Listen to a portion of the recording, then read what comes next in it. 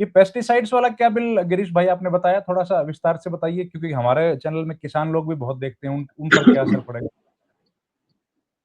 अभी देखिए, आपने यूरोपियन यूनियन के साथ एफटीए किया है। यूरोपियन यूनियन का आपने एफटीए तो कर दिया, लेकिन आपने उस रूल्स को अमेंड नहीं करा। एफटीए पेस्टिसाइड्स में और इसमें बहुत ज्यादा स्ट्रिक्ट है। उसमें आपके कोई भी नॉर्म्स जो है वो फिट नहीं बैठते। आप सबसे ज्यादा फर्टिलाइजर और पेस्टिसाइड्स यूज करते हो, तो उनका जो पैरामीटर है इंपोर्ट का वो नहीं होगा। इसको नॉन टैरिफ बैरियर्स बोलते हैं।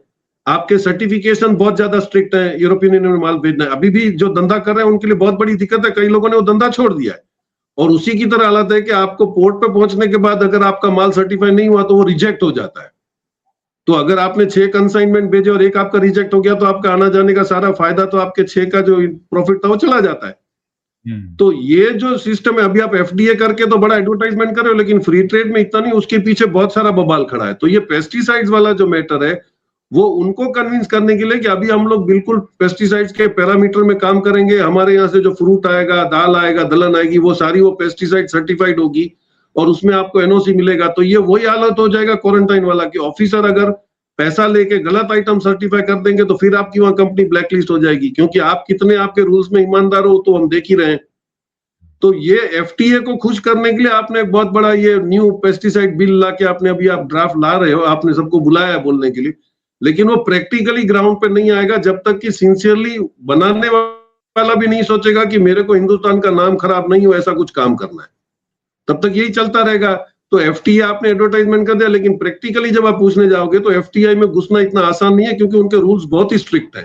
तो जब तक वो नॉन टैरिफ बैरियर्स पे आप बात नहीं करोगे, आप सेटलमेंट नहीं करोगे, तब तक नहीं होगा। लेकिन एक इसका रास्ता है कि चाइना ने जैसे स्पेसिफिक सिटीज क्रिएट करेंगे, भाई यहाँ पे इलेक्ट्रॉनिक आइटम बनेगी, यहाँ पे पेस्टिसाइड्स बनेगा, यहाँ पे केमिकल्स बनेंगे, ऐसा आपके पास नहीं है, क्योंकि आपको स्टेट्स को भी दबाना है।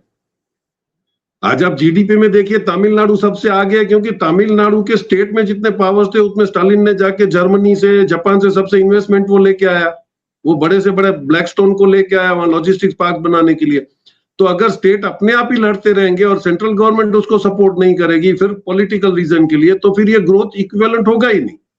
आपका इंडस्ट्री जो है वो बिल्कुल पॉलिटिकल फ्री होगा, तो आप गेन कर पाओगे, जैसे श्रीलंका कर रहा है।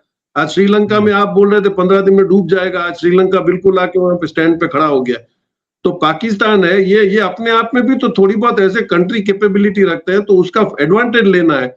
मैंने किसी लाइव में बोला था कि आप इतने अच्छे बिजनेसमैन होते तो आपने एक ही काम करा, आपके पास सबसे बड़े 2 पावर प्लांट है 3 हजार मेगावाट के, गुजरात के कच्छ में लग के पाकिस्तान बॉर्डर से। पाकिस्तान के पास पावर शॉर्टेज ट्रिमेंडस है, उसको 50 गीगावाट की रिक्वायरमेंट है, उसके बाद 25 का जनरेशन है। तो वहां से 150-200 किलोमीटर पे आप टावर डाल के राजस्थान और हरियाणा और पंजाब तक दे रहे हो, तो आपने उसको दे देना था।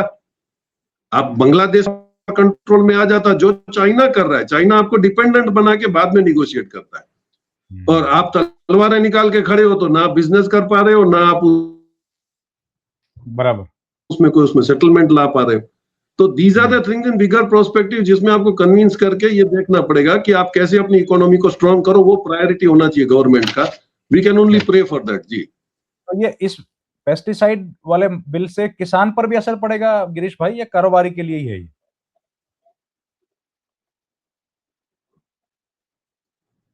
नहीं, किसान से भी तो पड़ेगा, क्योंकि किसान कौन सा पेस्टिसाइड यूज करता है, और किसान जब मार्केट में बेचेगा तो जो एक्सपोर्टर है वो सर्टिफिकेशन करवाएगा। अब वो सर्टिफिकेशन अगर उसको फार्मर से ज्यादा ऑब्लाइज नहीं करना है या उसको अगर भाव में ठीक नहीं बैठता है तो वो रिजेक्ट करवा देगा, क्योंकि आपकी एजेंसीज भी तो कोई गवर्नमेंट की नहीं है, प्राइवेट एजेंसीज आपको सर्टिफिकेशन दे रही हैं। तो सर्टिफिकेशन कैसे लेना है कैसे नहीं लेना है, जैसे मैंने आपको बताया कि जब टिम्बर आता था तो बाकायदा वो क्वारंटाइन में तो पैसा लेके वो एनओसी दे ही देता था, तब उसको कोई मतलब नहीं था उससे। तो अगर आप लाइसेंस राज वापस डालोगे, आपको एक फ्री लाइसेंस एरिया जब तक नहीं होगा तो आप कम नहीं पा। अभी वो पेस्टिसाइड कौन सा यूज कर रहा है, अब पेस्टिसाइड में आपको पता है दिन हम लोग पढ़ते हैं कि डुप्लीकेट पेस्टिसाइड आ गया, डुप्लीकेट फर्टिलाइजर आ गया, मिक्स फर्टिलाइजर आ गया। तो किसान को तो शायद पता भी नहीं होगा कि वो क्या यूज कर रहा है, वो उतना पढ़ा लिखा नहीं है। लेकिन जो एजेंसी उसको लेके, या जो मर्चेंट एक्सपोर्टर है या स्टार हाउस है, वो जो लेगा उसके बाद वो सर्टिफिकेशन में जाएगा तो या बंदोबस्त कर लेगा, या माल चला गया तो उसके बाद वहां रिजेक्ट हो जाएगा। तो काफी कुछ एम्बिग्यूटीज है।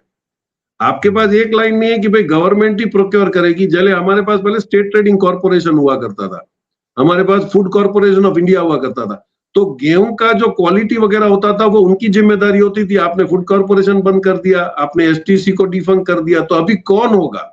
तो आपने जैसे प्राइवेटाइजेशन करना शुरू करा, तो उनमें अगर कोई हिंदुस्तान के लिए बहुत बड़ी जो उनको ऐसे इंटेंशन नहीं होगी कि भाई हमारे देश का नाम खराब नहीं होना चाहिए, वो इंटेंशन से जब तक काम नहीं करेंगे तो यही पंगा होगा कि एफटीआई में आप बोल तो दो कि हमने बड़ा धंधा कर लिया, लेकिन वहां पे वो लोग एक्सेप्ट कितना करेंगे। और पेस्टिसाइड्स तो एटी मैटर है, आप देख रहे हो कि यहाँ पे बीच में गुजरात में भी केस हुए थे जहाँ पे पेस्टिसाइड्स वाला माल ही कहीं चला गया और वो मर गया। अब ये पेस्टिसाइड्स वाली कंपनियां भी जो है वो भी तो सबसे ज्यादा जहरी पानी छोड़ते हैं।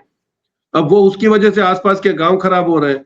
आपके कॉपर प्लांट्स हैं, आपके फर्टिलाइजर प्लांट्स हैं, ये सारे पोल्यूटिंग यूनिट्स हैं, लेकिन आपने उनको सिटी के बीच में जब परमिशन दे दिया तो ऑब्वियस है कि आसपास का एरिया खराब होगा, और वो हम देख ही रहे हैं। जी बिल्कुल। तो इम्पोर्टेंट बातें आपने बताई। अब हम लोग आगे बढ़ते हैं ट्रम्प साहब की तरफ। अगर ट्रम्प के तो आजकल